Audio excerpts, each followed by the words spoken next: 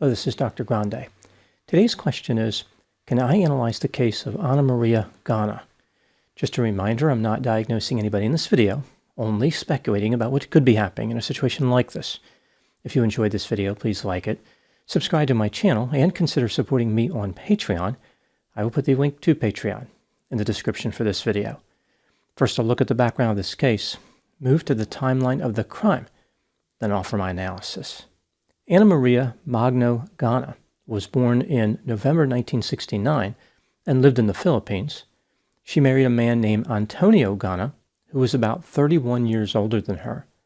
Antonio worked as the general manager of the Manila International Airport Authority.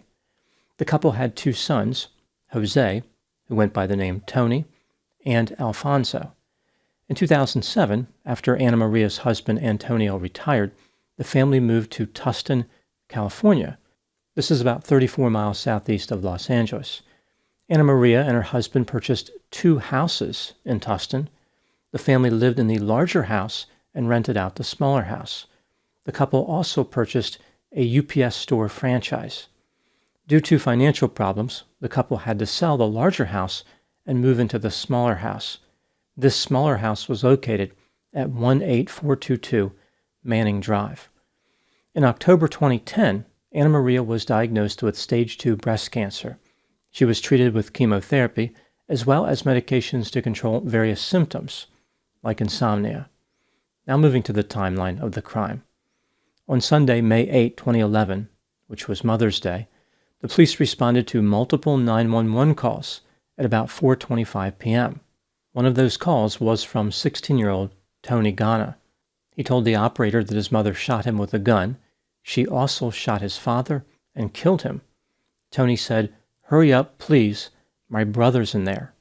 When the police arrived at the Gana family house, they encountered 9-year-old Alfonso running out of the house holding a Ruger Blackhawk single-action revolver chambered in .44 Magnum. The police ordered him to drop the weapon, which he did. Alfonso, who was not injured, ran to a female neighbor. As the police entered the house, they could hear moaning coming from the master bedroom. In the room, they found 41-year-old Annamaria holding her 72-year-old husband, Antonio. There was blood everywhere. Antonio had a gunshot wound to his chest, and Annamaria had a grazing wound to the right side of her neck. An officer asked Annamaria who shot Antonio. She responded, "I did," before asking the officer to kill her. The police followed a blood trail from the Gana family house and found Tony at a neighbor's house. He had sustained a gunshot wound to his right arm. Antonio, Annamaria, and Tony were transported to a hospital. Antonio did not survive. Annamaria and Tony did survive. The next day, while still in the hospital, Annamaria agreed to speak to the police. Here's what she told them.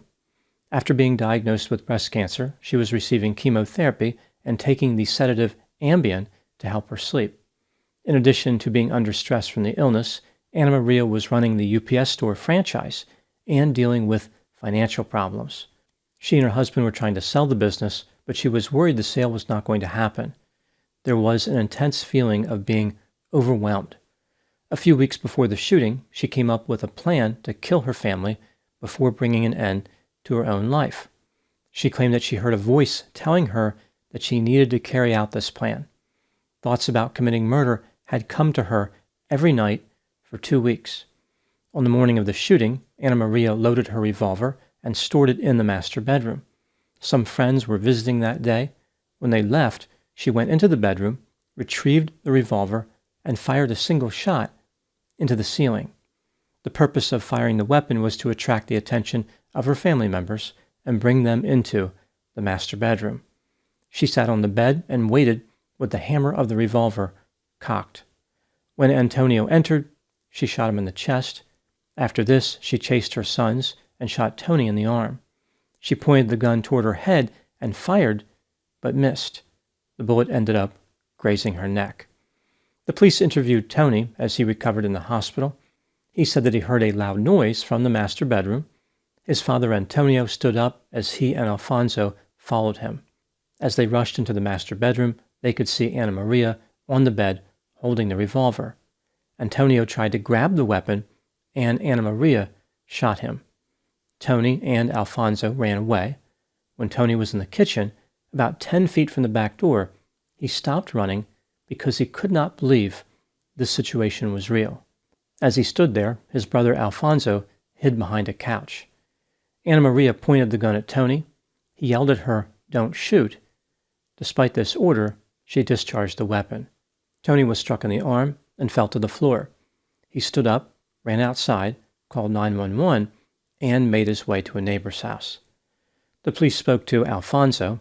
As I mentioned, he was not injured in the attack. Alfonso told the police that he saw his mother shoot Tony and then fired the gun at herself. After she grazed her neck, she started crying, "What did I do?" Alfonso picked up the revolver and went outside. He dropped the revolver after being ordered to do so by the police. Annamaria Gana was charged with first-degree murder for killing her husband Antonio and 2 counts of premeditated attempted murder for trying to kill her sons. At her trial, she said that she was feeling depressed, tired, sad, and not normal on the day of the shooting. Annamaria believed that every single problem she had was a major problem. After retrieving the revolver, her next memory was holding her husband in the master bedroom. She claimed that she did not remember anything in between, like loading or discharging the revolver. On April 3, 2013, Annamaria Gana was found guilty of all charges. For sentencing purposes, her conviction for first-degree murder was reduced to second-degree murder. On June 3, 2013, she received 40 years to life in prison for murder and lesser concurrent terms for each of the attempted murders. In prison, Annamaria has remained cancer-free.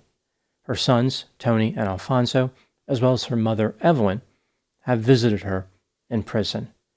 Now moving to my analysis. Annamaria Gana maintains her innocence, and she has a number of supporters. For example, her mother, Evelyn, said that the prescription medications are what caused Annamaria to kill. Annamaria's defense argued that the medications made her psychotic. She was not responsible for what she did. The state, of course, disagreed. They argued that Annamaria committed premeditated murder. She knew exactly what she was doing. This brings me to the question, was Annamaria guilty of murder? Let's take a look at the evidence both for and against the idea that she was guilty, starting with the inculpatory factors. There is no question that Annamaria loaded her single-action revolver, fired into the ceiling to lure her family into the master bedroom, shot her husband Antonio, and shot her son Tony. Annamaria told the police that every night for 2 weeks she thought about committing murder. Her actions were premeditated, and she had plenty of time to change her mind. Annamaria did not think that her husband and sons could live without her. If she was going to permanently depart, everyone was going to join her. That way, no one would suffer from her death. These statements sound like somebody who is acting with a clear and selfish purpose, not suffering from psychosis. Annamaria didn't mention having any bizarre thoughts, which are common with psychosis. For example, she did not believe the CIA was tracking her, was not worried that ghosts were living in her house, or believed that her husband was an imposter. Annamaria's speech was not disorganized, and she did not appear to be responding to internal stimuli. When testifying at her trial, she claimed that she could not remember the shooting. However, she remembered everything else.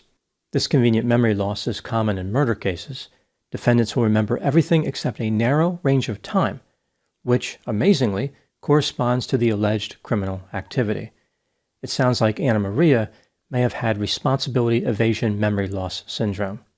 Even though Annamaria may have been depressed, this depression appeared to be induced by stressors. This type of depression rarely leads to psychosis. In cases where depression is tied to psychosis, it usually comes in the form of major depressive disorder or bipolar disorder, which are persistent and chronic conditions.